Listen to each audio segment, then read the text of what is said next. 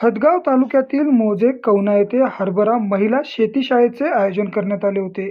तालुका कृषी अधिकारी सदाशिव पाटील यांच्या उपस्थितीत शेतकऱ्यांना नानाजी देशमुख कृषी संजीवनी प्रकल्प टप्पा 2 पोखारा अंतर्गत विविध योजनेची माहिती देण्यात आली. ठिबक, तुषार, शेततळे, फळबागा, शेळी, कुक्कुटपालन आदी योजनेवरील अनुदान तसेच महाविस्तार ॲप डाउनलोड करून सविस्तर माहिती करून घेण्याचे आवाहन करण्यात आले. जलतारा व पाणी अडवा पाणी जिरवा हा संदेश देत शेतातील पाण्याच्या व्यवस्थापनावर भर देण्यात आला. दिनेश रेकरसह तुषार कांबळे, सत्यप्रभा न्यूज नेटवर्क, नांदेड. आज कवाना येथे नानाजी देशमुख कृषी संजीवनी प्रकल्पांतर्गत ग्रामसभा गावाची सभा एक आयोजित करण्यात आली होती. त्यामध्ये जे नानाजी देशमुखचे कोणकोणत्या बाबी आहेत आणि ते कशा राबवायच्या, अर्ज कसा करायचा याचं सविस्तर मार्गदर्शन त्यामध्ये करण्यात आले.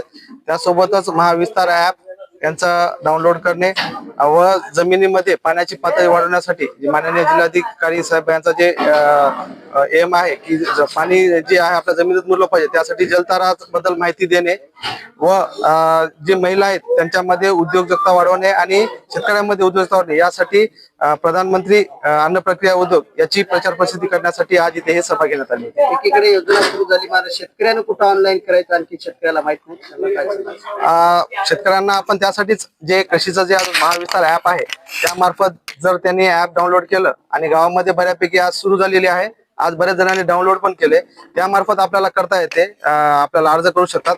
किंवा जर त्यांना अँड्रॉइड मोबाईल नसेल तर आपल्याला कोणत्याही सीएससी केंद्रावरून आपल्याला अर्ज करू शकतात.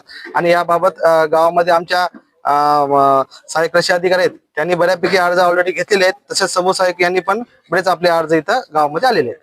ज्या ही योजना तालुक्यामध्ये अनेक गावांमध्ये राबविण्यात येते, एक शेतकऱ्यांना या योजनेबद्दल काय आव्हान असेल? आता शेतकऱ्यांना या जवळपास आपले 31 गाव या योजनेमध्ये आहेत.